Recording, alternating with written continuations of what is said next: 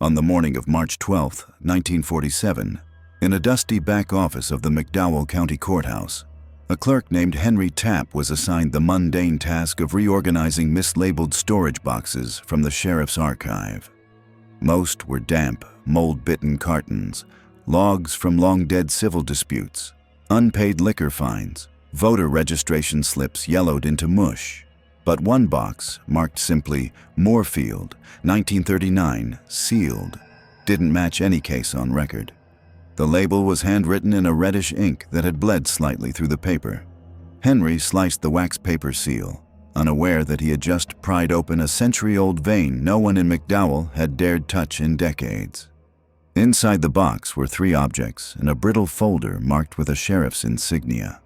A faded black and white photograph of a young boy sitting rigid in a rocking chair with his mouth sewn shut, a priest's collar stained with something dark brown, and the torn page of a hymnal, bloodied at the edges, with the line, "He is risen, so must we," violently scratched out with what looked like a razor.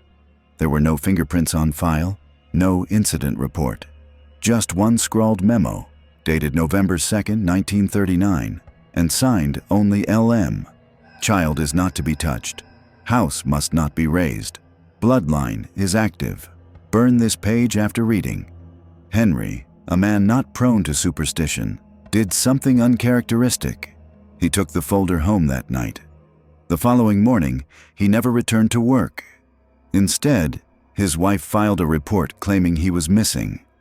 2 weeks later, Henry was found wandering shirtless in Dry Branch Hollow, barefoot, mumbling the same phrase over and over. "They can't hear if you break the teeth first." He was institutionalized under Psychiatric Code 298-B, a designation reserved for violent delusions with inherited trauma indicators. What no one in McDowell knew at the time was that Code 298-B had only ever been applied to 2 other patients since 1912, both bearing the last name Moorfield. According to a 1962 psychiatric evaluation preserved in the now-defunct Red Creek Sanitarium, Dr. Lena Ashworth wrote of one such case. Patient demonstrates no learned behavior consistent with cultural norms. The madness isn't mimicked, it's inherited.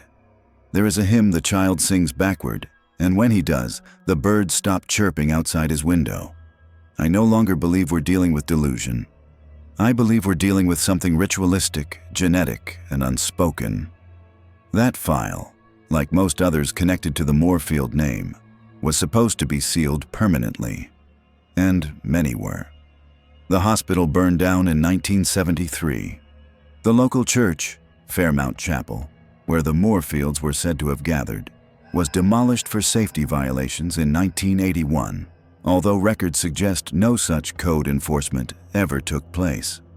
As far as official documents were concerned, the Moorfield family never really existed. There were no death certificates, no property deeds. Just a family name etched like ash into the county's most disturbing incidents. Children born without eyes, teachers who went mad, songs that no one remembered learning but somehow knew how to hum. Over the years, the box labeled Moorfield went missing again. Some say it was resealed and buried beneath the courthouse's newer wing. Others say a preacher took it and dumped it in the Tug Fork River, whispering that some names were never meant for man to read twice. Still, something lingers. A photograph surfaced in 2006 on a now-defunct message board for amateur archivists. The poster claimed to have found it wedged inside the spine of a water-damaged hymnal at a thrift store in Charleston. It showed the same boy from the 1947 photo, but this time he stood beside a crumbling stone well, his arms behind his back, lips still stitched. Behind him, faint in the mist, stood a group of people, blurry, unsmiling, all facing away from the camera. No one could explain how the photo appeared again. No one ever found the original hymnal it came from. The thread was deleted within 48 hours, and the poster's account was banned for disturbing content. Attempts to track down the user via archived IP logs failed. And then there's the hymn, the phrase repeated in every fragment, every report, every whispered interview. He is risen, so must we. It's not in any recognized religious text, but versions of it have surfaced in unrelated court documents across West Virginia, Kentucky, and Tennessee, always associated with mental health evaluations, and often appearing in the margins of hand-scrawled police reports. In one 1988 arrest record from Pike County, Kentucky, a woman charged with child neglect was recorded as repeating the line in her holding cell. A deputy noted, "She sang it slow, like a lullaby. Then she bit her tongue until it bled." Her surname, Moorfield, with one O. The case never went to trial. No relatives ever claimed her. What makes this file so deeply unsettling is not just the absence of facts, but the presence of something else. Something shared between generations, between counties, something that makes lawmen retire early, that makes pastors switch towns, that makes caseworkers lose their voices when they try to testify. The file was never meant to be read, because reading it is part of the story. Saying the name, acknowledging the pattern, even humming the hymn, they all feed it. They mark you. Dr. Ashworth's final note before her unexplained death in 1965 read, "The blood remembers. The mouth obeys. The child listens." I've never seen madness pass through silence before. Was it mental illness, as the records insist? Or was it generational conditioning? A ritual encoded in the bones, enforced by community silence, hidden behind hymns and Sunday dresses. If you've ever heard the name Moorfield in your family tree, if your grandmother once said, "We don't speak of that side," and then looked away, if someone ever sang you a lullaby with words you couldn't understand but still remember the tune, write it, let it be known. Let others see what they tried to erase. And subscribe, because even this video might vanish tomorrow. To understand the Moorfield legacy, you must first understand the land that held it. Dry Branch Hollow, tucked like a forgotten knuckle in the bony hand of southern McDowell County, West Virginia. On maps printed before 1930, it exists only as a vague bend in the Tug Fork River, unmarked by roads, shadowed by mining ridgelines, and flanked by a looping section of uncut forest labeled only as Unsurveyed Zone. When infrastructure came to McDowell, railways, coal trams, public lighting, Dry Branch Hollow was bypassed. There was no economic incentive to tame that patch of hills, no mine worthy of blasting, and no roads that could bear the weight of commerce. It was as if the land itself refused to be mapped, and so it wasn't. Locals tell of the Big Creek Fork Rail proposal in 1911, when civil engineers attempted to chart a route that would pass through Dry Branch. It was to be part of a new line connecting Welch to Williamson, meant to bring coal north without relying on Harlan's overburdened switch yards.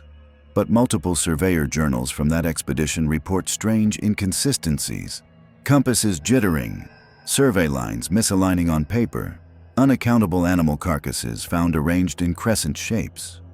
Ultimately, the line was redirected. In county archives, the project was labeled abandoned for topographic instability.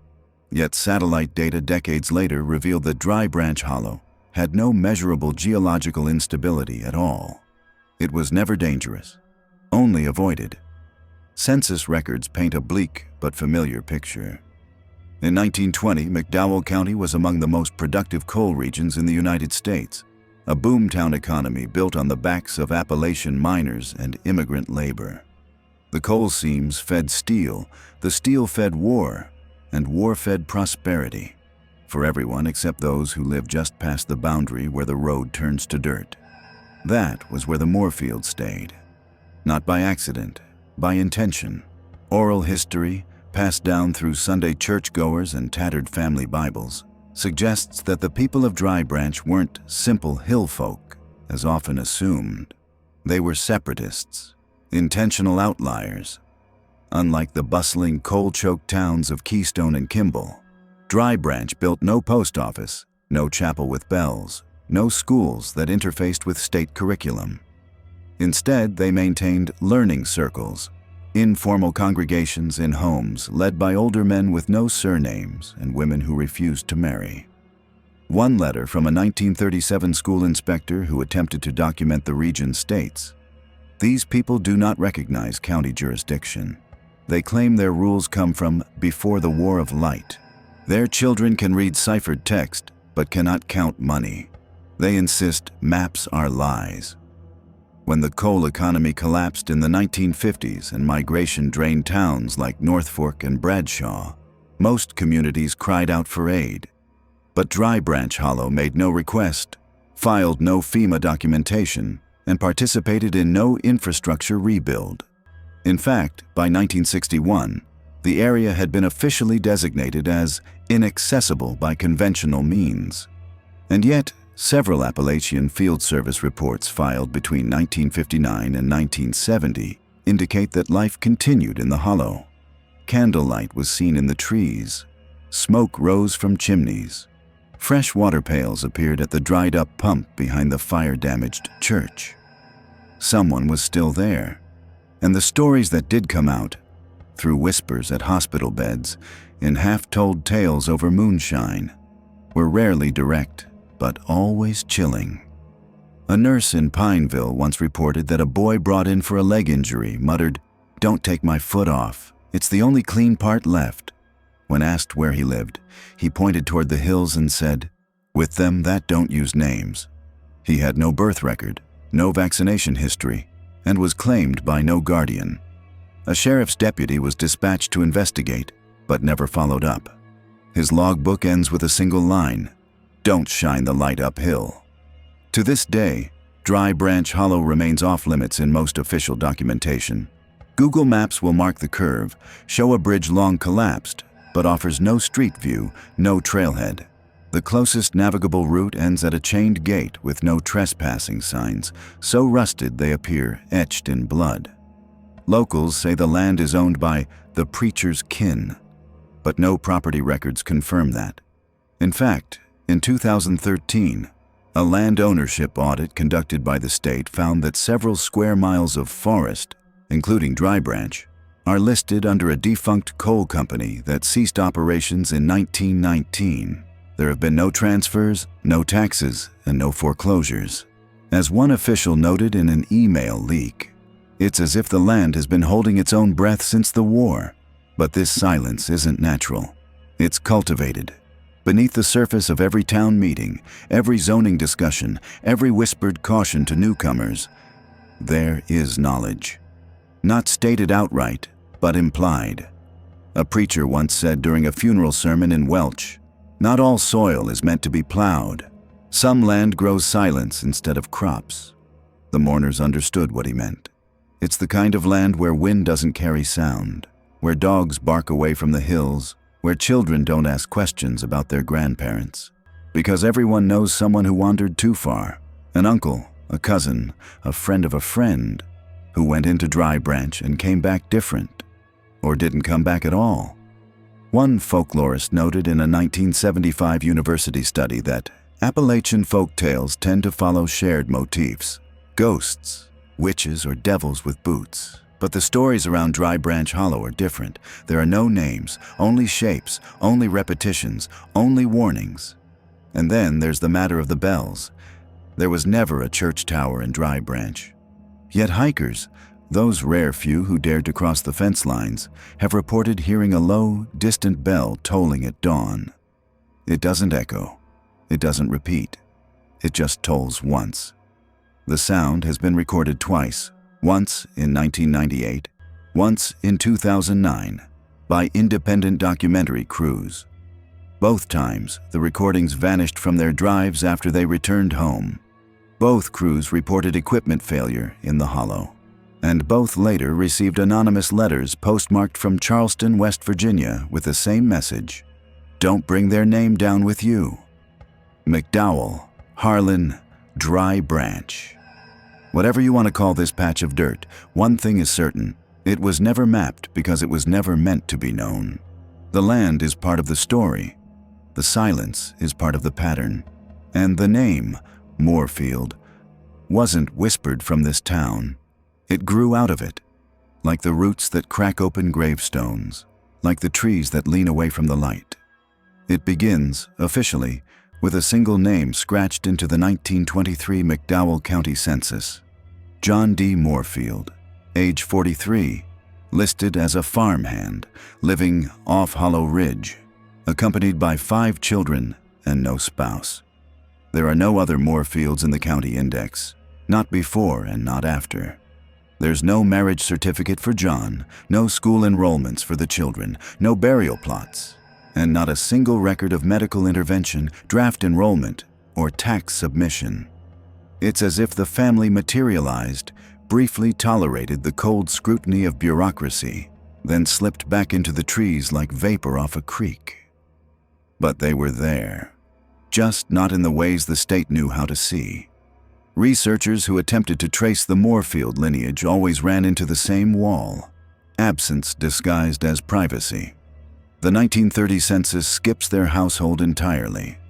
County school board minutes from 1932 refer to a Moorfield child receiving home instruction from a spiritual kin, a term never used elsewhere in state records. One ledger, nearly illegible, includes a note next to a teacher's name: refused to accept child with a hymn mark. The following year, that teacher filed for early retirement, citing nervous deterioration. In an exit interview, she reportedly said, "I will not teach someone who already knows when I'm going to die." By 1935, the family vanished from all official records, but that does not mean they were gone. Instead, their names begin appearing in the margins of unofficial documents, asylum intake reports, field journals, unfiled police statements, and medical examiner memos with no bodies attached. In 1937, a coroner in Raleigh County reported being handed an anonymous note wrapped in old linen. It read, "Don't bury him, where he'll hear the singing." The note was signed only R. Moorfield. No one ever came forward to claim the corpse found near the railway tracks that day. The body was buried in an unmarked grave, though some say the grave was dug before the body arrived. A psychiatric transportation record from 1931, buried under a mislabeled box in the State Mental Health Archive, refers to patient number 298, age 9, male, name Eli Moorfield. Diagnosed as nonverbal, unresponsive, eyes dilated in darkness, Eli was moved from a private farmstead near Big Creek to the Red Creek Sanitarium. The transport officer, Officer Miles Addington, filed a personal memo attached to the medical report, stating, "He don't talk, but he knows the words." When the preacher walked by, the boy started humming. Wasn't no tune I ever heard, but it made my ears feel like they were bleeding inside. No medical personnel signed for Eli's admission. He was never officially processed. A follow-up log from 1934 simply states, "Patient file closed. Transfer denied. Subject no longer present." What that meant was never clarified. The deeper one digs, the more tangled the Moorfield family becomes, not in the number of members, but in the repetition of names and behaviors across generations. Different counties, different decades, yet the same names reappear, often with nearly identical birth dates, sometimes overlapping, often conflicting. A Lem Moorfield is recorded in a 1946 lunacy hearing in Logan County, claiming to be 37 years old, but another Lemuel Moorfield is listed as deceased, hanged in 1912 for horse theft in the same region. Same birth date, same scar description, same last known address. Even stranger, a transcript from the 1946 hearing quotes the man saying, "They keep birthing me when the hymn ends. I'm not the first Lem, I'm just the one who lasted longest." In 1958, a jailhouse confession was recorded in Boone County. The man, listed only as Moorfield, no first name given, had been arrested for vagrancy. During his one night in the cell, he reportedly scratched strange symbols into the wall with his own teeth. When asked where he came from, he replied, "I was born without a mother, but she sang to me anyway." The deputy on duty described the man as middle-aged, barefoot, and possessing 2 different colored eyes, one pale blue, the other entirely black. The man disappeared before his arraignment. The jail logbook pages for that night were found torn, soaked in something that tested negative for blood, but clotted anyway. Even more chilling are the connections unearthed in forgotten coroner's notes from nearby counties. In a 1965 report from Fayette County, a toddler was found wandering near a collapsed mine shaft. He was unresponsive and covered in ash. When taken to the hospital, he whispered just one word before falling unconscious: root-borne. Nurses said he would only respond to the sound of a specific pitch, a tone that matched no known frequency in hospital equipment, but was later found in the background of a 1942 phonograph recording taken at a Moorfield family gathering. That record, now lost, was said to contain a low chant repeating the words, "He is risen, so must we." The child's DNA did not match any known lineage in state or federal databases.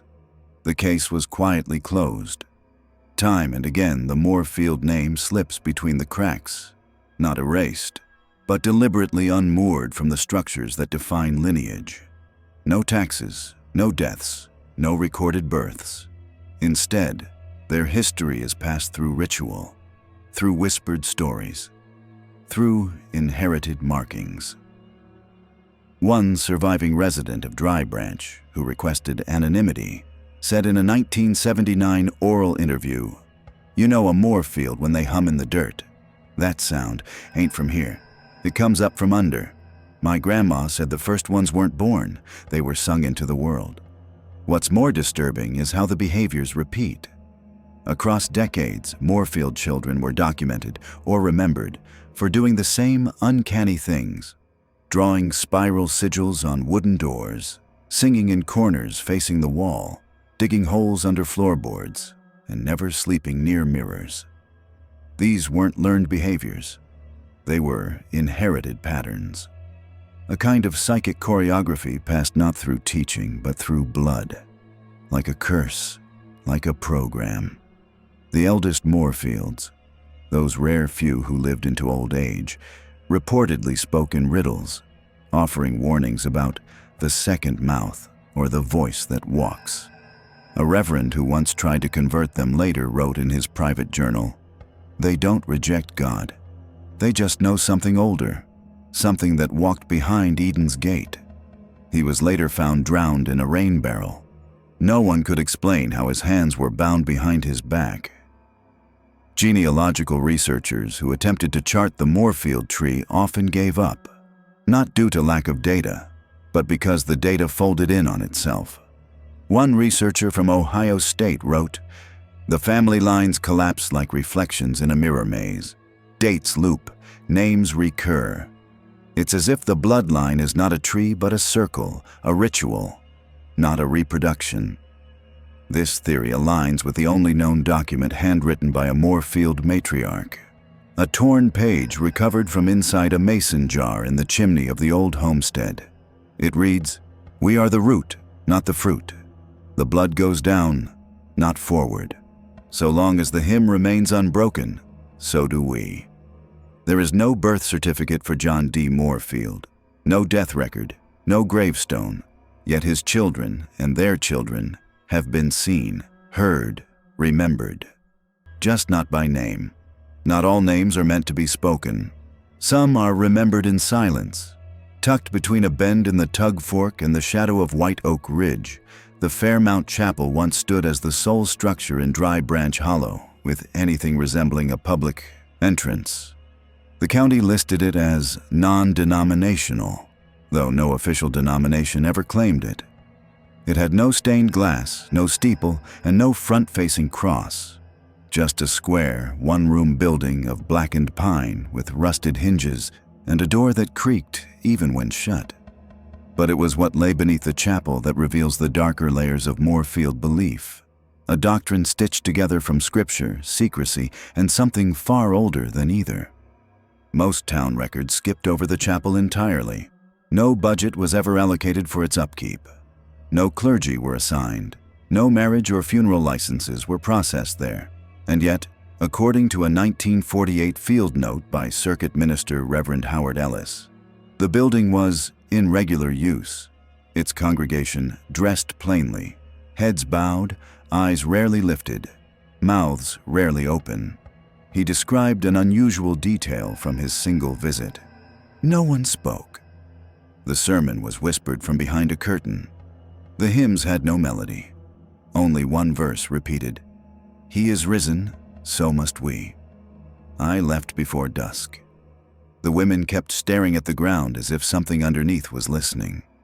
Beneath the floorboards, hidden behind stacked coal barrels and sealed wooden crates, was a locked hatch. In 1971, after the chapel was condemned for structural damage, a team of Appalachian preservationists entered the building under permit. What they discovered in the basement was never formally published, but one of the volunteers, Thomas Barrow, later wrote in a private letter, "It wasn't a basement, it was a ritual cellar. Dirt walls, root bundles tied with hair, and rows of child-sized wooden chairs arranged in a semicircle facing a wall covered in handprints, some tiny, some smudged with ash." At the center of the room was a stone basin, filled with stagnant water and an iron crucifix submerged upside down. Scorched Bibles littered the shelves, each one damaged in the same way. Matthew 28, the resurrection passage, had been ripped, burned, or blacked out entirely. More disturbing were the handwritten replacements, scraps of parchment stitched together with sinew, written in a looping calligraphy that scholars have never been able to fully decipher.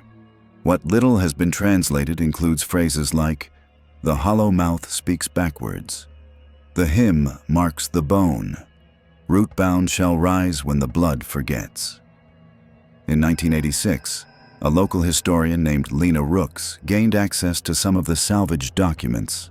In her analysis, she noted that the belief system practiced by the Moorfields and their kin bore a striking resemblance to Gnostic inversions. Not full satanic rites, but a deliberate restructuring of biblical hierarchy where death was not feared but prepared for as an opening. She wrote, "They viewed Christ's resurrection not as salvation, but as a warning. The phrase, 'He is risen, so must we,' becomes a commandment, not a comfort. It demands return, not to heaven, but to the soil." This theology trickled into their child-rearing rituals. Surviving ledgers from the church, rescued from under fire-damaged beams, include entries like, "October 14th, baptized the blind boy at the root spring. February 3rd, marked the silent twins with a hymn cut. They did not scream. July 9th, the preacher says the teeth grow stronger if left in the tongue." Several pages list only numbers beside initials, presumed attendance logs. Yet the same sets of initials, EM, RM, JDM, repeat over a span of 40 years, despite no evidence those individuals ever aged. In the margins of one such ledger, someone scribbled in red ink, "We don't count them because they never leave." Punishment, too, was ritualized. Oral accounts passed down from locals describe a practice called the fasting of the throat, where children who disobeyed were required to remain silent for a turn of the moon, communicating only through drawn symbols. One man, now in his 70s and long relocated to Knoxville, recalled visiting a cousin in Dry Branch and seeing a girl with her mouth sewn shut with fishing wire. "She didn't seem scared," he said. "She just hummed like she was trying to swallow a song." His parents never allowed him to return. Another document recovered from the chapel basement was a child punishment log, stitched into the back of a hymnal. It included entries like, "Isaac M. bit his tongue again, bound his hands till sunrise. Hannah won't eat, let the hymn do its work in the root hole. Eli refuses the voice, hung his coat outside backwards." None of these logs indicate adult supervision as we understand it. Instead, the community enforced silence, not through fear, but through expectation. They believed obedience meant survival, that to speak carelessly was to awaken something buried. The children weren't punished for disobedience, they were punished for being too loud, for attracting what the elders called the listener below. That term appears frequently in chapel graffiti etched into beams and walls, often next to spirals or inverted crosses. One terrifying artifact found in the cellar was a wooden puppet, child-sized, with its arms twisted backward and its face carved without eyes or a mouth. Etched into its chest, "Speak only when the song calls you." It was nailed to the far wall, surrounded by rows of candle stubs and what appeared to be teeth, hundreds of them, sorted by size and shape, arranged in a pattern resembling a mouth wide open. Religious scholars later debated whether the Moorfields' beliefs constituted cultic practice or a mutated form of Christianity. But the evidence points to something more primal, rituals rooted not in scripture, but in soil. The resurrection was inverted. The silence was divine. The child was the vessel. The blood was not spilled for forgiveness, but for memory. In her 1974 Field interview, folklorist Mara Jean Dunn noted, "They believe the body is a lock, the hymn is a key. If sung correctly, it unseals what was buried, not in the grave, but under the tongue, behind the eyes, in the bone." The resurrection wasn't meant to save, it was meant to repeat. By the time the chapel collapsed in 1981, most of the interior had already rotted. But the rituals persisted. Locals report seeing candles flicker inside the ruins even now. Children claim to hear humming when walking near the foundation. And once every few years, someone finds a boot print on the basement hatch, though no one has claimed to walk there in decades. No pastor has returned. No sermon has been read. But the hymn remains. The outside world didn't come to Dry Branch Hollow often. When it did, it came by accident, by flood, by detour, by radio interference, or by bureaucratic stumble. The first documented intrusion, the moment the wider world caught an unsanitized glimpse of the Moorfield presence, was recorded on April 3, 1969, when a school teacher at Clear Fork Elementary, a small rural school serving McDowell County's fringes, filed an incident report after encountering a boy who, by all official accounts, should not have existed. Her name was Mrs. Eula Stanford, a first-year teacher from Charleston, assigned to teach second grade in the mountain school due to a last-minute placement. That morning, she noticed a new student seated at the back of her classroom. He hadn't been introduced. His name wasn't on the roster. He wore no shoes, a tattered wool sweater, and carried no books, only a small wooden object in the shape of a cross, though inverted and split at the center with a spiral carved through the beam. He stared directly ahead, unmoving, and when Eula asked his name, he didn't speak. Instead, he began to hum. In her report to the principal, she wrote, "It wasn't a song. Not really, it was too slow to be a melody. It made the room feel hollow." The other children fell silent when he started. One girl wet herself. Another said her ears hurt. When I told him to stop, he just smiled, but not with his teeth. No one in the office could identify him. Calls were made to nearby families, but no one claimed a missing or extra child. His features were pale, his hair dark and slicked with ash, his eyes discolored, one iris nearly black, the other gray and flecked with something red. When asked where he lived, he responded simply, "Where the hymn ends." Authorities were summoned. The county social worker, a woman named Marcia Delling, came to investigate the child that afternoon. She described his presence in similar terms, non-aggressive but disquieting, and noted his tendency to scratch at the base of his neck while whispering inaudible syllables. She asked to examine the wooden object he held, but he refused. Marcia wrote in her notes, "When I tried to remove the cross, he whispered, 'Don't take it.' The voice, 'Lives in it now.' I laughed, and he smiled again. And then he bit my wrist hard enough to bleed." She was treated for minor injuries, but the child was never formally admitted. That night, he vanished from the school without any witness. No door had been opened. No cameras existed in the building at the time. The only clue left behind was the small carved cross, set atop Mrs. Stanford's desk, splintered in two, with a line of teeth marks etched around its edge. The event triggered a minor panic in county offices. Mrs. Stanford was placed on medical leave and was later admitted to St. Frances' psychiatric ward after repeated episodes of sleepwalking and nonverbal episodes in which she'd hum low tones while scratching the words root-born into her arms. She never returned to teaching. Marcia Delling, the social worker, filed her resignation within the week, citing a growing unease toward rural cases. She would later take her own life in 1971, after reportedly repeating the same hymn from the school incident in the middle of a supermarket aisle. But this wasn't an isolated anomaly. The 1969 incident reopened interest in several unsolved cases from the 1940s and 1950s. Reports that had been quietly buried, misfiled, or conveniently destroyed. In 1951, a newborn was delivered at St. Agnes County Hospital under unusual circumstances. The birth certificate listed the mother as Sarah Moorfield, age unknown, address Dry Branch Hollow. No doctor or nurse could determine her actual age. Her body was youthful, but her face weathered, her speech formal but disjointed. She had brought her own linens, refused pain medication, and hummed through the entire labor. When the baby emerged, it did not cry.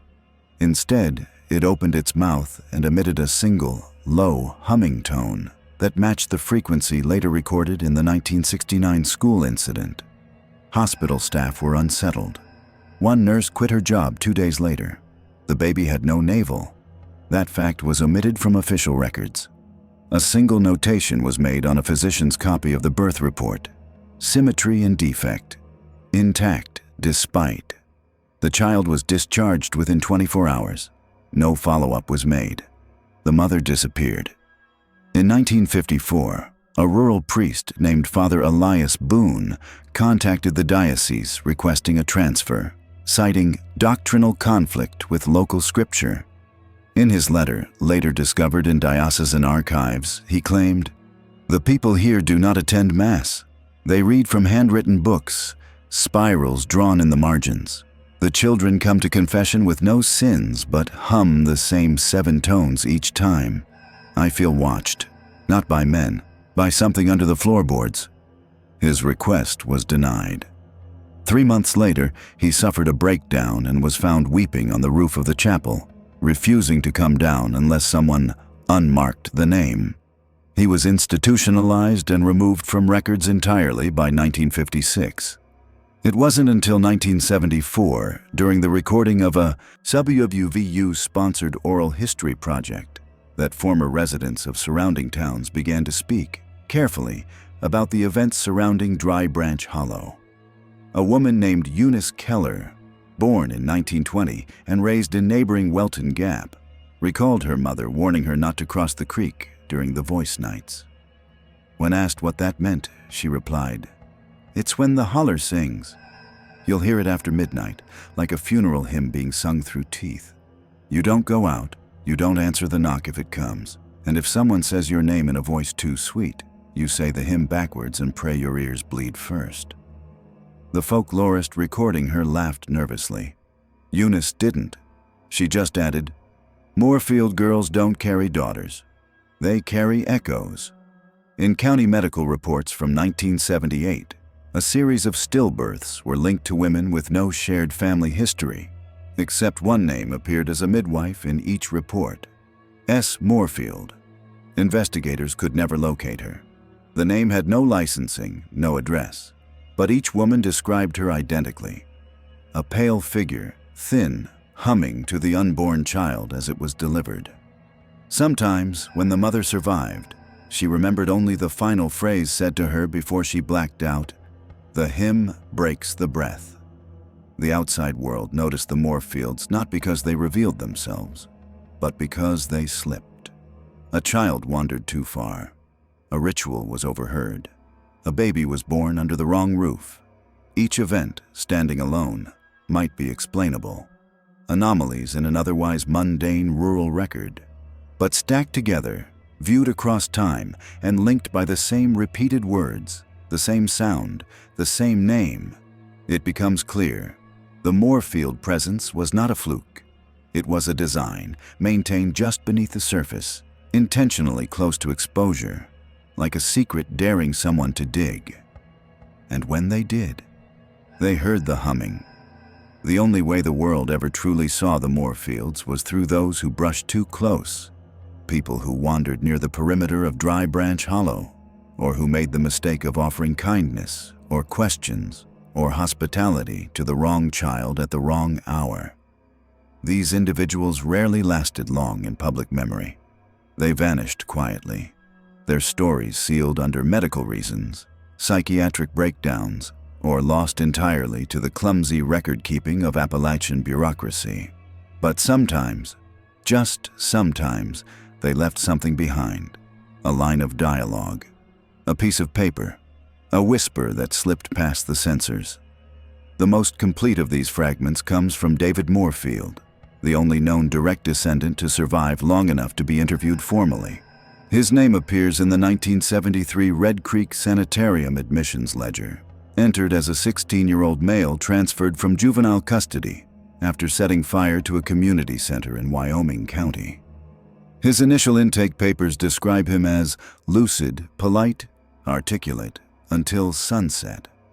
The attending psychiatrist, Dr. Ernest Sillers, recorded that David refused all attempts at traditional counseling but agreed to be interviewed under one condition: that a hymnal be present in the room, open to any page except the final one.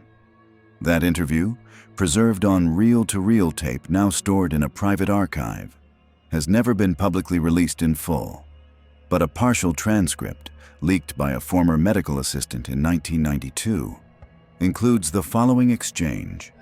Dr. Sillers: "You've said before that you remember your family's home. What do you remember?" David: "There was a cellar, but we weren't allowed in after dark. The roots would move if the hymn got too loud. You could see them, shifting, curling like fingers." Dr. Sillers: "What happened in the cellar?" David: "That's where they taught us to hum without mouths. You practice until the walls shake. That's how they know you're ready." Dr. Sillers: "Ready for what?" David: "The second name." Dr. Sillers: "What is the second name?" David: "You don't say it, you hear it. And once you do, your voice don't belong to you anymore." David went silent after that. His hands began to tremble. According to the assistant present, his tongue began moving as if singing, though no sound came. When the doctor attempted to intervene, David screamed a single word: "Underblood." The lights in the room reportedly flickered. The recording ended abruptly. David was transferred to an unnamed federal facility in upstate New York just 4 days later. The official reason listed was paranoid delusion with latent violence, but a confidential note attached to the request reads, "Subject is reciting sequences not known to him. Vocal patterns show subharmonic frequencies. Recommend maximum containment." He was never heard from again. Then there was Eleanor Voss, a retired nurse who gave a shortwave radio interview in 1982 that aired only once on an amateur Appalachian folklore broadcast. Eleanor had served as a night nurse at a clinic near Kistler, just miles from Dry Branch. During one winter in 1966, she treated a young woman who arrived barefoot, bleeding from the gums and humming quietly to herself. The woman refused food, spoke only in fragments, and carried a satchel containing a jar of molasses, several baby teeth, and a piece of fabric stitched with the name E. Moorfield. Eleanor, known for her patience, sat with the woman for 2 nights straight. On the 3rd night, the woman said, "They're underneath us. They drink through the roots. Every time the hymn is sung wrong, they forget who they were supposed to be." Then she handed Eleanor the stitched cloth and said, "Sew it into something warm. The blood knows you now." Eleanor gave the woman a coat. The woman walked out of the clinic and was never seen again. 10 years later, Eleanor's grandson developed an intense fear of music. He refused lullabies, screamed when hymns were played at church, and one day carved the word "teeth song" into the wall of his school restroom. He was later diagnosed with auditory hallucinations, yet his MRI scans showed no neurological damage. Eleanor began researching local folklore. That search led her to speak out publicly in the 1982 broadcast. She ended her interview by saying, "They're not gone. They just sing under quieter ground now. She disappeared 2 weeks later. Her home was found empty, her front door open, and a circle of mud-caked shoes arranged neatly in her living room, all child-sized. Another voice, fainter but no less disturbing, comes from a 1977 school journal belonging to a girl named Maggie C., age 9. The journal was found under a floorboard during renovations at her former school in Isaban, untouched for decades. One page is filled with scribbles, incoherent ramblings, but near the middle she writes, "They told me not to hum the hymn at school, but I didn't mean to. It just comes when I'm scared. When I hum it, my shadow moves like it's dancing, but I'm not moving." Her final entry reads, "I think the hymn is a person, a big person with no head and lots of legs. I saw him in my closet, and he told me my real name." Maggie vanished in 1978. No trace, no leads, no funeral. Her parents were later institutionalized for shared psychosis. They both reported hearing music at night coming from the attic, despite having no access point. Police found only a row of jars filled with old nails and dirt under the rafters. There's a pattern to these witnesses, a common arc. Each begins with a glimpse of something unexplainable, progresses into vocal behavior, humming, whispering, sleep-speaking, and ends in disappearance or madness. Not random, not coincidental, but ritualistic. As if the mere act of witnessing is the first step of initiation. Even children at play have stumbled into the edge of the hymn. In 1995, a group of boys playing in the woods near Coalwood reported finding a boy with black feet and no shoes standing in a creek, humming. They tried to talk to him, but he only looked down. When they left, one of them, Jeremy, began to hum the same tune at night in his sleep. His parents recorded it. When played backward, the audio revealed a voice whispering, "Call the blood. The house is ready." Jeremy now resides in a care facility, nonverbal. His walls are covered in drawings of spirals, mouths with teeth missing, and a stick figure labeled Root Man. All these voices, David, Eleanor, Maggie, Jeremy, they were not prophets. They were receivers, vessels caught too near the current. The hymn, as it moves through generations, leaves traces, but those traces do not decay. They accumulate. They repeat. They anchor themselves in those who hear and in those who choose to listen. And when they speak, it is never entirely in their own voice. By the late 1970s, whispers of the Moorfield family had begun to seep beyond the boundaries of folklore and into the periphery of government attention. Not officially, not in any overt or coordinated investigation, but in subtle moves, case files redacted, property records overwritten, and most telling of all, a string of rural fires that conveniently erased any building tied to their name. If belief is passed down through generations, then erasure must be passed from office to office, quietly, thoroughly, and always justified. What happened in Dry Branch Hollow was not only hidden by time, it was buried by people who knew what they were burying. The earliest suggestion of intentional suppression comes from a 1955 zoning dispute in McDowell County. A private landholder attempted to expand a coal transit line through Dry Branch Hollow and requested an environmental survey. The county initially approved the request, but 2 days later, the application was denied without explanation. Internal memos from that month, uncovered years later through a leak, included one chilling line in a typewritten letter from the county clerk's office. "We do not survey Hollow Ridge. The soil is not ours to move." This phrase, "not ours to move," would reappear in at least 6 more internal correspondences between 1955 and 1978, each tied to separate public works proposals in areas overlapping with Moorfield activity. In all cases, no formal reasoning was given. Projects were killed, maps were left blank, and the few officials who pursued follow-up investigations found their requests lost, denied, or replaced with dead ends. In 1962, the McDowell County Courthouse experienced a mysterious fire that destroyed thousands of pages of police records, property deeds, and psychiatric evaluations. The blaze was contained to a single archive wing and was attributed to faulty wiring, though the building had been rewired just a year earlier. Strangely, only one physical item was reported missing: a wooden lockbox stored in the vault, labeled Moorfield/Wrights 1939 to 1952. An intern later told local press, anonymously, it was gone. Not burned, just gone. Like someone walked it out before the smoke ever started. One of the most damning accounts of suppression comes from Ida Grace Chandler, a journalist from Charleston who, in the summer of 1975, began researching a piece titled The Hollow Where They Bury Their Voices. Ida had grown up in Welton Gap, just 2 valleys over from Dry Branch, and had always been told to avoid the hollow. But her curiosity grew after discovering references to the Moorfield hymn in old local sermons. She requested public access to land records, school rosters, and mental health transcripts. But days after filing her request, she received an unsigned letter warning her to bury what they already buried. She did not stop. Ida interviewed a retired sheriff, Clayton Reese, who had once investigated a series of livestock mutilations in the hollow during the 1940s.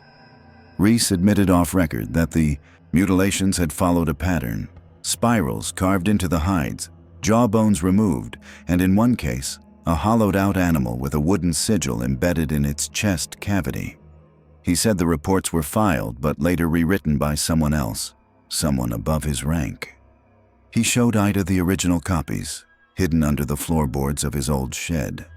Neither Ida nor Clayton were seen again.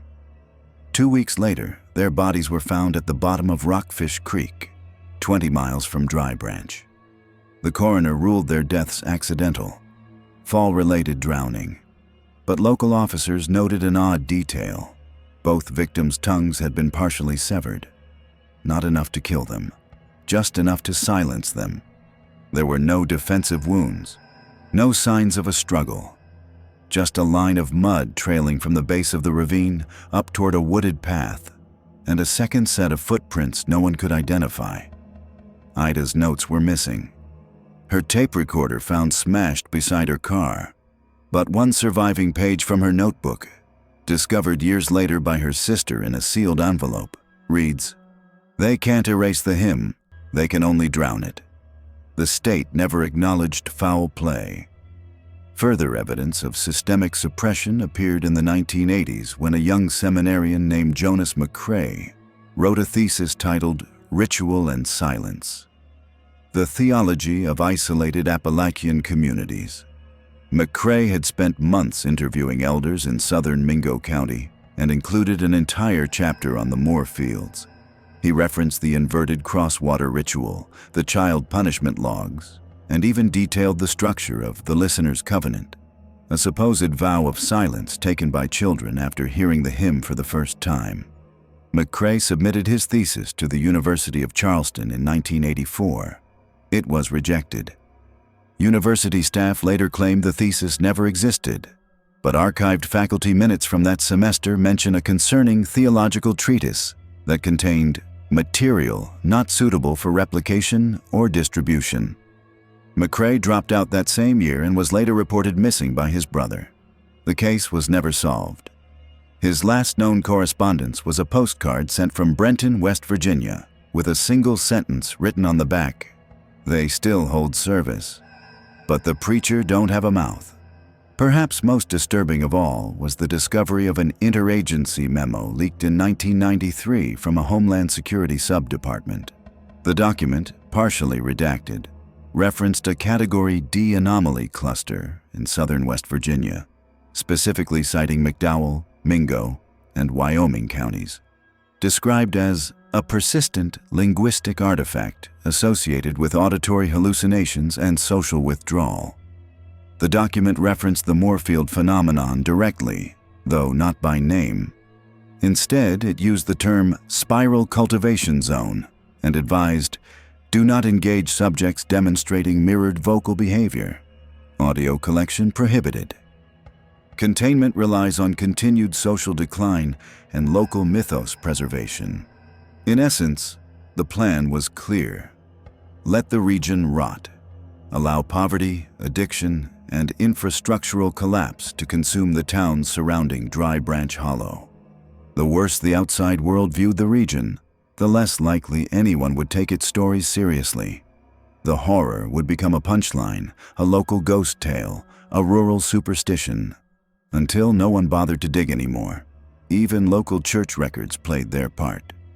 In 2001, a volunteer archivist cleaning out a basement in the First Baptist Church of Bartley found a trunk marked Old Hymnals, Fairmount Transfer. Inside were burned books, cloth scraps with symbols, and a letter addressed to a Reverend Halbrook, dated 1959. It read, "Do not sing the verses at full volume, do not teach them to outsiders, and do not let the girl speak again. Her eyes are too clear. She sees the listener when the bell rings." The archivist took photographs, uploaded them to a regional history forum, and within a week, the church reported a break-in. The trunk was stolen, the thread was deleted, the user's account wiped. It always ends the same way. Burned papers, disappeared bodies, lost voices, because someone is always there to make sure the Moorfields remain just on the edge of myth. Unprovable, untraceable, easy to dismiss. Not as an act of mercy. Not even out of fear, but because whatever the Moorfields carry in their blood is still singing. And someone, somewhere, believes it must be kept quiet. At the base of Hollow Ridge, half swallowed by the roots of sugar maples and black locusts, stands a house no one has claimed in over 100 years. There is no driveway, no mailbox, no path beaten to its door, and yet it endures. Locals call it the Moorfield House, though no legal deed ever listed that name. Its boards are rotted, its foundation cracked, and its porch sags under the weight of moss and silence. But it is still there, tilted like it's listening, waiting for the hymn to begin again. In the earliest surveys of the area, dated 1894, there is no mention of the structure. But by the 1930s, it appears in sketches submitted by mining cartographers, an unnamed silhouette labeled simply residential, inhabited. The question mark would never be removed. What sets this house apart from other Appalachian ruins is not its condition, but the pattern of encounters.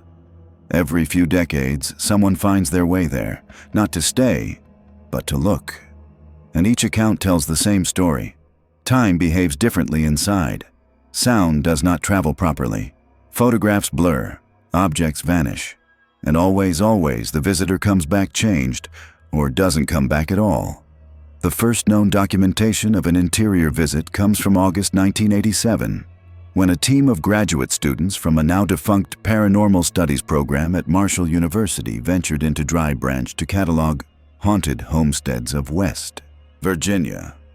The trip was informal, their equipment outdated. Only 2 of the 4 returned. In a taped interview 2 weeks later, one of the survivors, Lori S., stated, "We found the house around dusk. It was so quiet you could hear your own heartbeat echo. I went in second. The smell was wrong. Not mold, not decay. It smelled like breath on a mirror. We split up. I took the front room. There was a cradle in the corner with teeth in it. Not baby teeth, bigger, too many. I blinked and it was gone." Her companion, Ramon, described hearing music in the floorboards. Low humming, rhythmic, but distant, like it was coming from the earth beneath. They both fled after one of their team members began convulsing on the staircase, repeating the phrase, "Not my name, not my name." That student, Maggie Elson, was hospitalized for 2 months and later diagnosed with psychogenic amnesia. She never recovered her memory of the event. Her parents claimed she began humming in her sleep after her release. A year later, she disappeared during a solo hiking trip near Beartown State Park. Her body was never found. The next recorded entry came in 1999, when a hunter named Raymond Kessler got lost during deer season and stumbled into the hollow after dark. His flashlight failed, and he spent the night beside the house, shivering beneath a tarp. In his statement to local police, he said, "I never went in, but it came out. I saw the door open and close. No wind, just creaked open like it was exhaling. I heard something singing, no words, just sound. The trees leaned in like they were listening. My ears bled the next morning. Thought it was from the cold, but the doctor said no burst vessels, just something like a pressure wave." Raymond stopped hunting after that. His hearing deteriorated rapidly. He told his wife the sound followed him into dreams. His last journal entry, dated April 2001, reads, "The house remembers me. Sometimes I wake up with dirt in my teeth." The 2006 encounter is the most infamous. A podcaster and self-proclaimed urban explorer named Tanner Rowe documented his trip to the house in a series of audio logs uploaded under the title, "The Roots Know Me." Armed with a microphone, a camera, and an audience of tens of thousands, he entered the house alone during a live stream event. The footage cut out 3 minutes after entry. When he returned, he refused to speak for 3 days. His followers thought it was a stunt, but when he finally posted an update, his voice was ragged. He said only, "There's something in the walls that remembers how to be a man, and it doesn't like being forgotten." He deleted his channel that night. In a Reddit thread a year later, someone claiming to be a friend of Tanner's posted a photo of what they claimed was a page from his notebook found after his disappearance. It was filled with spirals and phrases in all caps. "Don't listen when it sings. The floor is not wood. It wants a name." The account was deleted within hours. The thread scrubbed. The post flagged for community harm. So what exactly is inside the house? We have fragments, notes from old field journals, recovered cassettes, whispered memories. All point to an interior architecture that defies logic. Rooms larger inside than they should be. Windows that show faces reflected from behind. A mirror in the upstairs bedroom that shows people you haven't met yet, humming quietly. One account from 1973 describes the wallpaper as peeling back in layers that whisper, each layer marked with symbols, mostly spirals and eye shapes, some with teeth scratched in charcoal. Another entry in a police notebook from 1959 describes a blood stain on the ceiling that drips upward. The officer was later dismissed for misconduct after claiming the stain hummed back when I called out. Then there's the basement, a place mentioned again and again but rarely entered. Only one known account describes the basement in detail. It comes from an anonymous letter sent to the West Virginia Historical Society in 1983. The author claimed to have descended into the root cellar while hunting for shelter during a storm. Inside, he saw wooden dolls, dozens of them, arranged in circles around a central pit. All had mouths sewn shut with horsehair. The walls were covered in writing, not paint, not chalk, but fingernail scratches, etched in the wood, repeating one phrase, "He is risen, so must we." He claimed he stayed only a few minutes, but when he emerged, it was morning, and the storm had ended 3 days earlier. No one believed him, but the cuts on his hands told a different story. The house today still stands. Satellite imagery confirms its existence, but Google Street View blurs the area unnaturally, and pinpoints often fail to resolve. Attempts to tag the house with coordinates often revert or are silently removed. Some say the property is now under private ownership. Others claim it's listed to a defunct coal company that ceased operating in 1926. No real estate records exist. No taxes have been paid, but locals still warn hikers away. Children are told not to follow singing. Hunters refuse to camp in the hollow. And if you ask anyone who grew up near Dry Branch about the Moorfield house, they'll likely say, "Oh, it's still there, still standing, still wrong."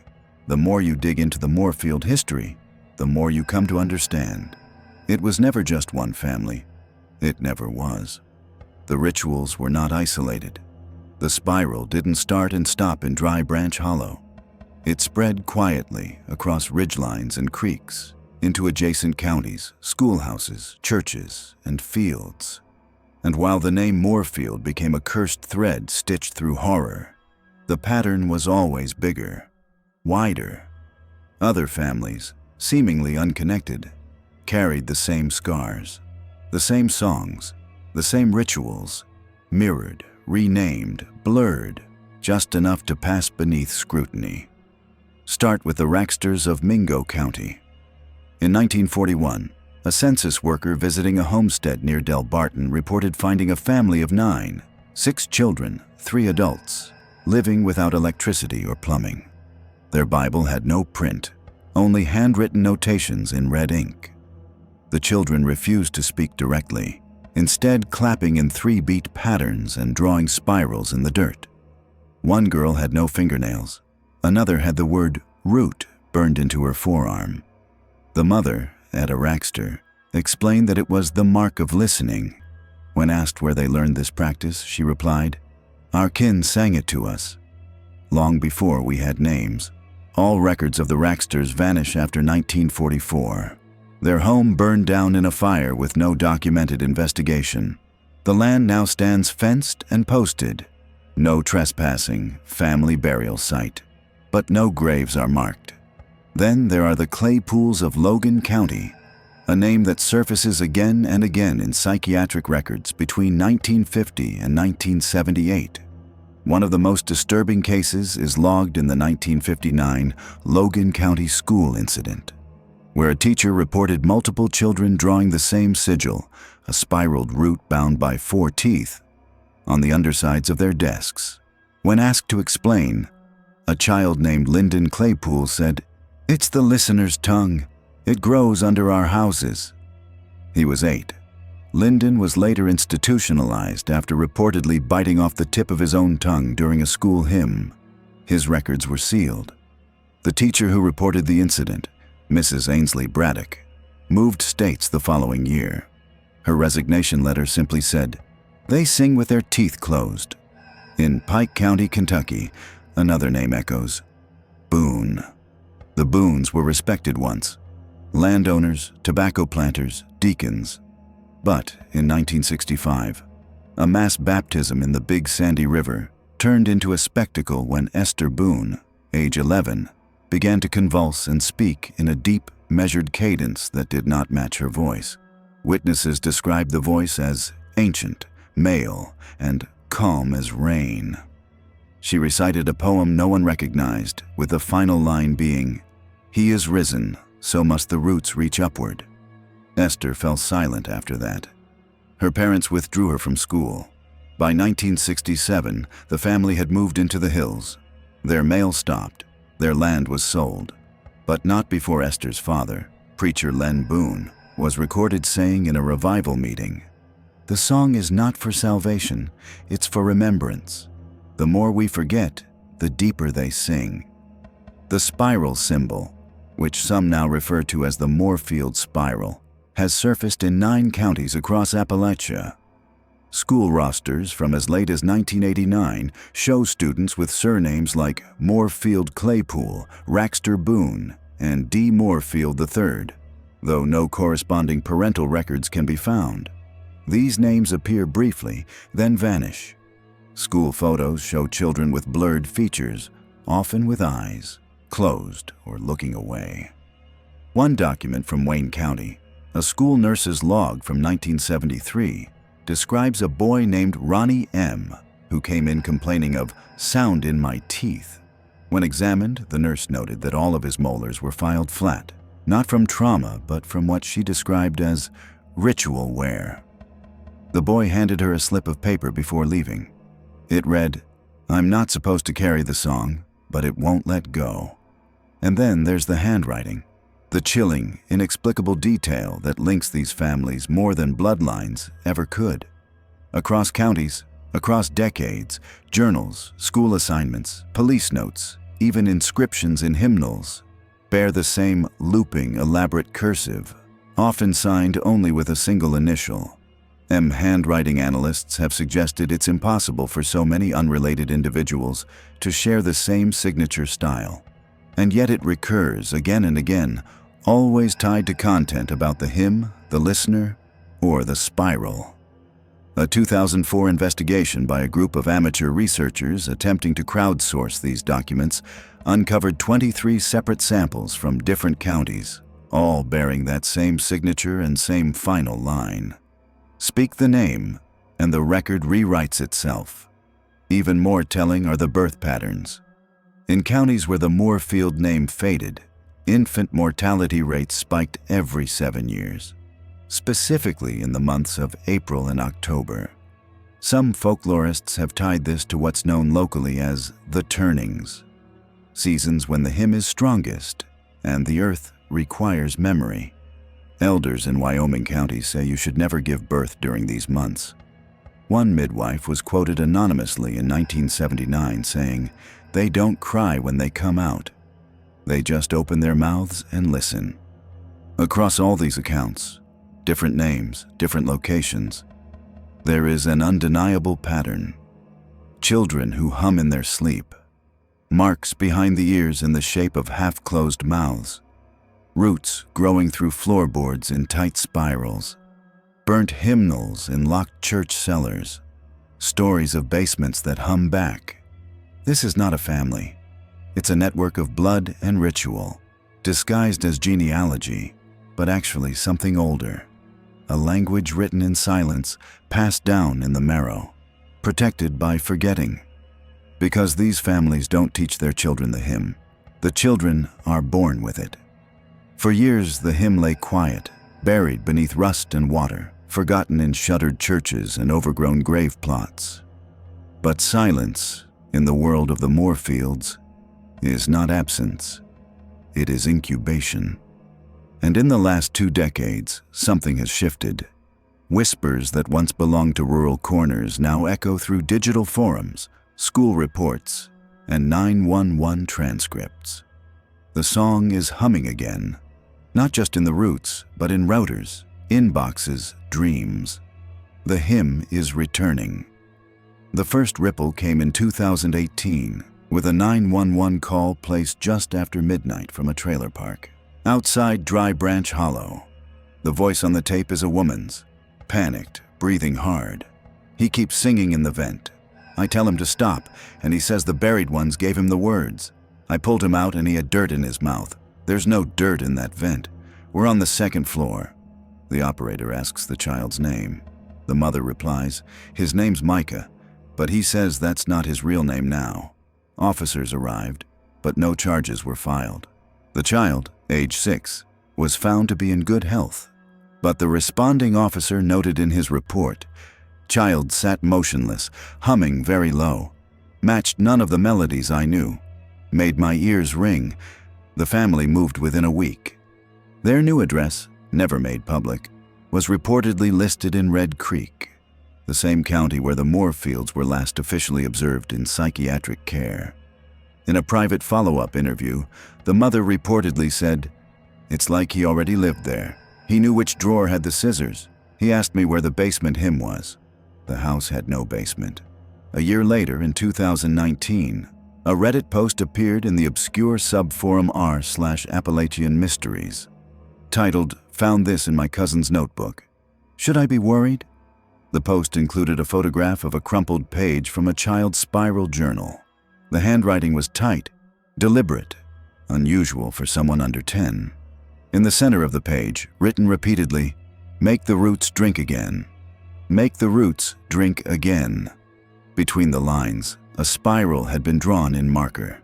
At the top of the page, the child had written, "My real name is not mine." Commenters dismissed it as a hoax. The post was downvoted into obscurity.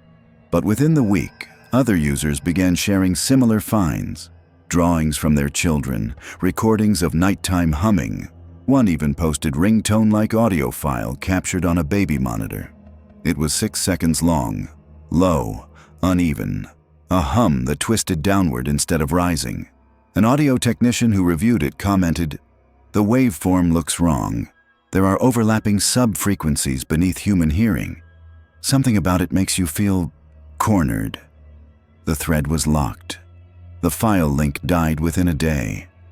By 2021, the hymn had entered new territory, dreams. Multiple users on paranormal boards reported nearly identical dream experiences.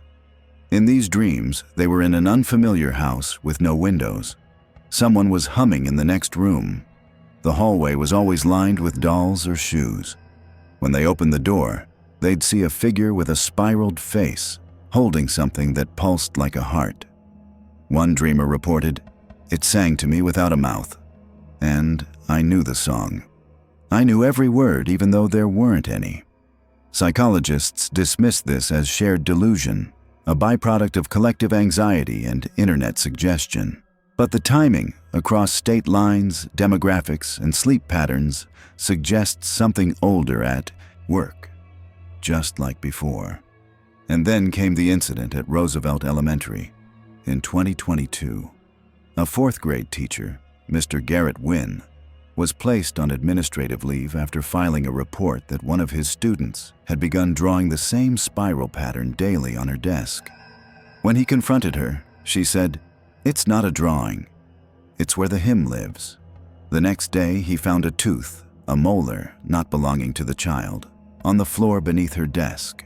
She claimed it came from the singing mouth under the floor. Wynn reported escalating behavior, the child humming during reading time, whispering during fire drills, once speaking in perfect backward speech during a spelling quiz. The child's parents pulled her from school. She was never seen again. Wynn never returned to teaching. His final email to the district was one line. She said the spiral doesn't end. It just grows deeper. And just months ago, in early 2024, a viral TikTok trend made national headlines under the tag hashtag #HollowSong. Teens across Appalachia posted videos of themselves attempting to recreate the forbidden hymn based on a leaked video from a now-deleted podcast episode. Most clips were jokes, bad humming, fake jump scares, staged possessions. But one video gained traction.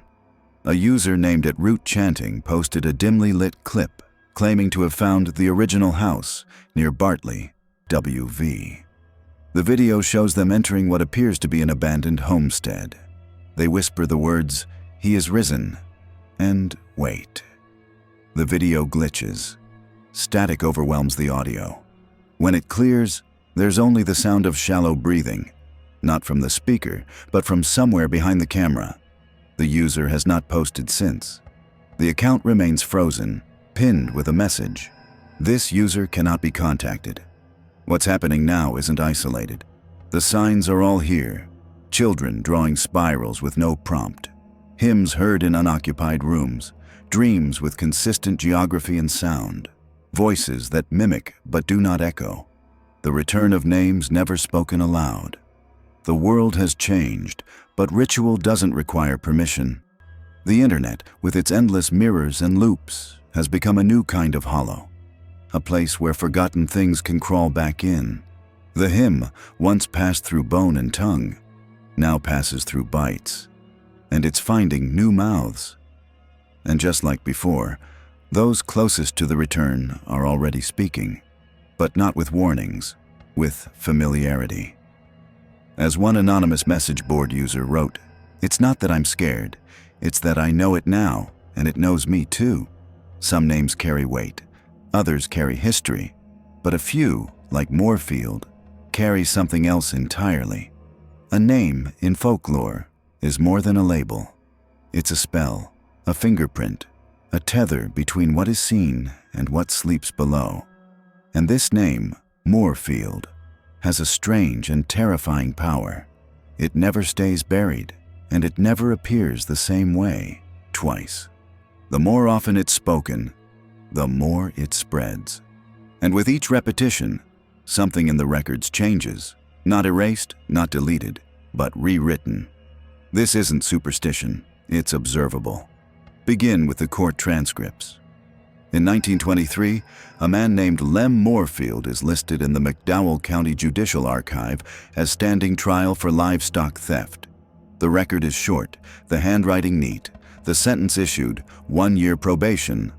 But when that same record was reviewed in 1951, during a clerical digitization effort, researchers found the original name scratched out and replaced with Lemuel M. Raxter. Same case number, same handwriting, different name, different outcome. The digitized version now shows 3 years served, not 1. The scanned document is oddly corrupted in this spot, blurry, as if smudged by wet ink decades later. No one has ever accounted for the change. Another document, a death certificate from 1942, originally listed the deceased as Rachel Moorfield, age 62, cause of death, fall into well. A copy of this document, stored at the county office in Welch, still reads the same. But a parallel version discovered in 1986 among state records in Charleston lists her as unknown woman, Parsons Claypool, with cause of death, self-inflicted drowning. The clerk who cataloged the Charleston version later told a journalist it was like the name wanted to be forgotten, or worse, wanted to be passed on. The phenomenon escalates when viewed across multiple counties. A 1966 custody battle in Logan County, originally filed under the name James D. Moorfield, reappears in 1977 as James D. Moore, then again in 1991 as J.R. Clay, with the same signature present on each version, an elaborate looping cursive M, followed by a flat-line stroke. Handwriting experts consulted in 2004 confirmed that the signatures, spanning 30 years and 3 identities, were identical. The conclusion? They are either forged by the same hand across generations, or there is something else unexplainable. Either way, it's not normal. It's not just names that change. Entire photographs, when attached to the Moorfield story, begin to shift. One archivist at the West Virginia Folklore Preservation Society described printing out an early photo of a Dry Branch homestead, dated 1904, labeled simply Moorfield Residence. In the original print, 3 children sit on the porch, staring blankly at the lens. But after reprinting the image a year later for inclusion in a heritage catalog, the archivist noticed something new. A 4th figure, standing inside the house, barely visible behind the window glass. No one recalled seeing it before. The original negative, checked and confirmed, contained no such figure. She had it scanned by professionals. No tampering, no artifacting.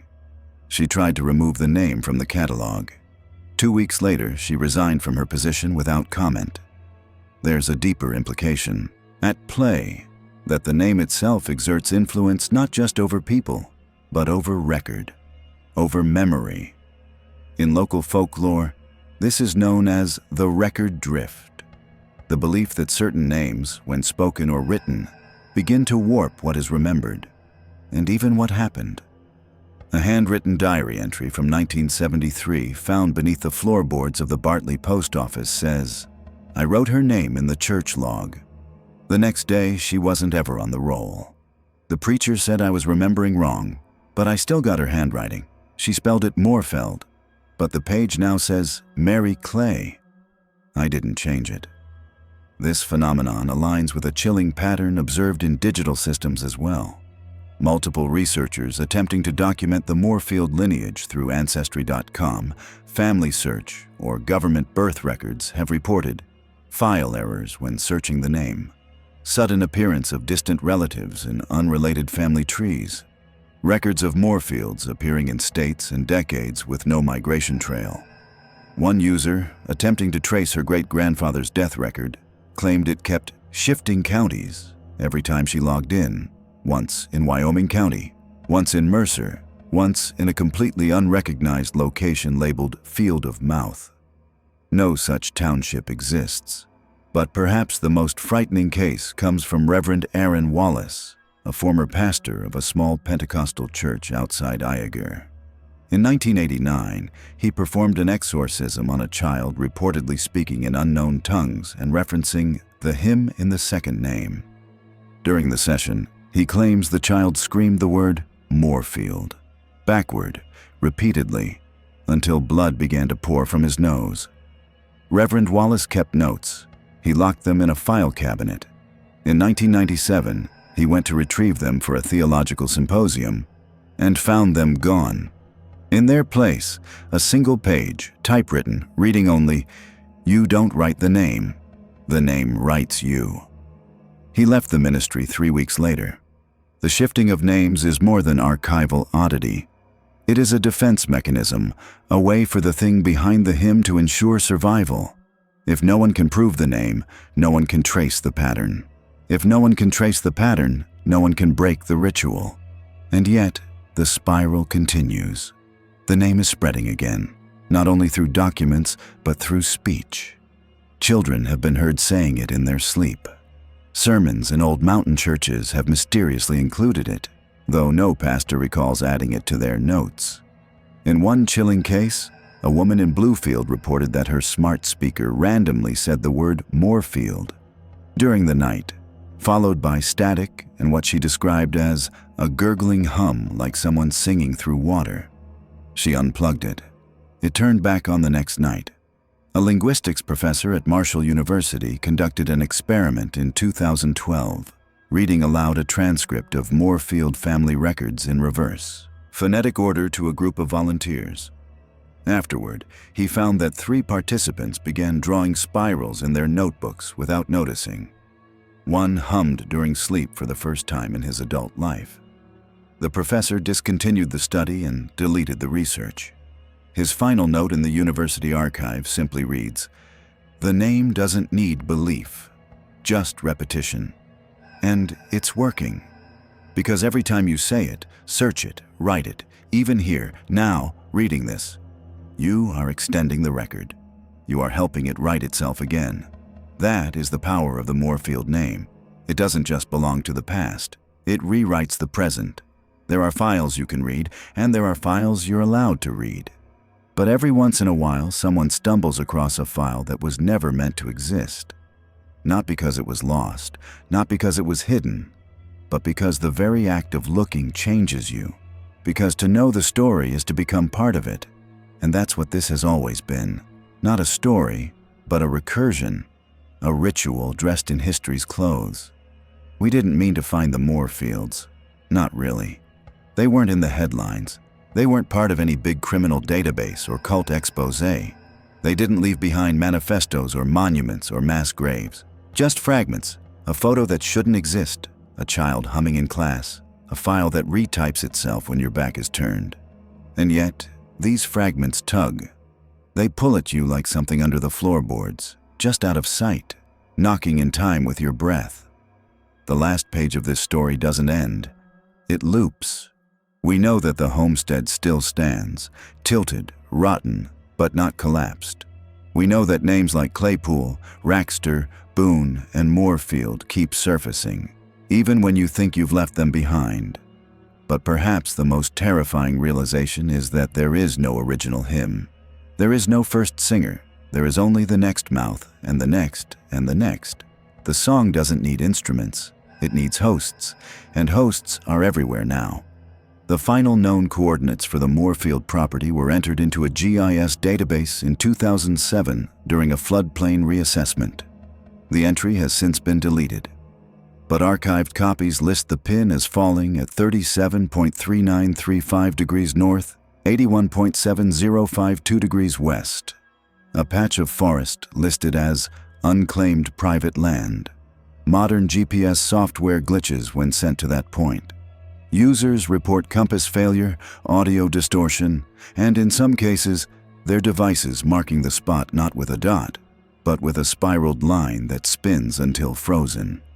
A field researcher from Boone State College, attempting to document the site in 2011, reported reaching the coordinates only to find a clearing filled with dead leaves arranged in the shape of a jawbone.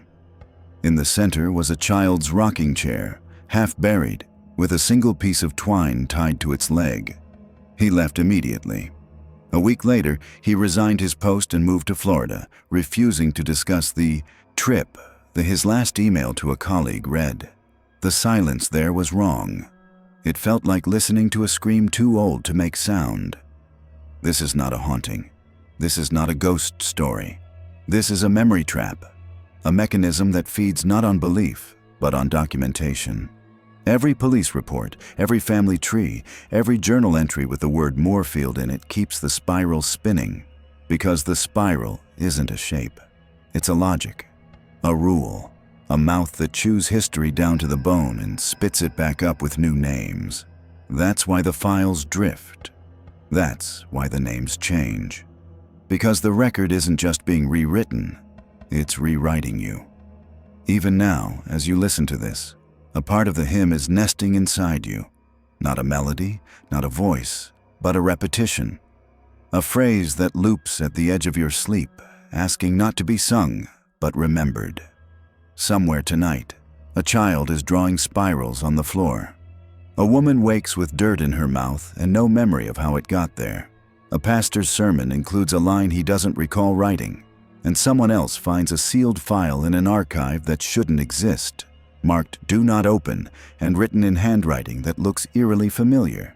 These are the signs.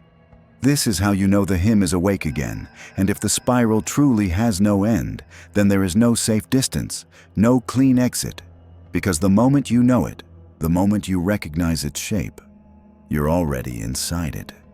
So we end this story the only way it can end, without an ending, with a GPS pin that doesn't resolve, a name that keeps shifting, a question that leaves your ears ringing, and we leave you with a warning that isn't ours.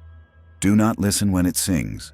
Do not hum what you don't remember learning, and never, ever speak the name aloud in an empty room. Because silence, in the world of the Moorfields, isn't protection, it's an invitation, and now it's your turn.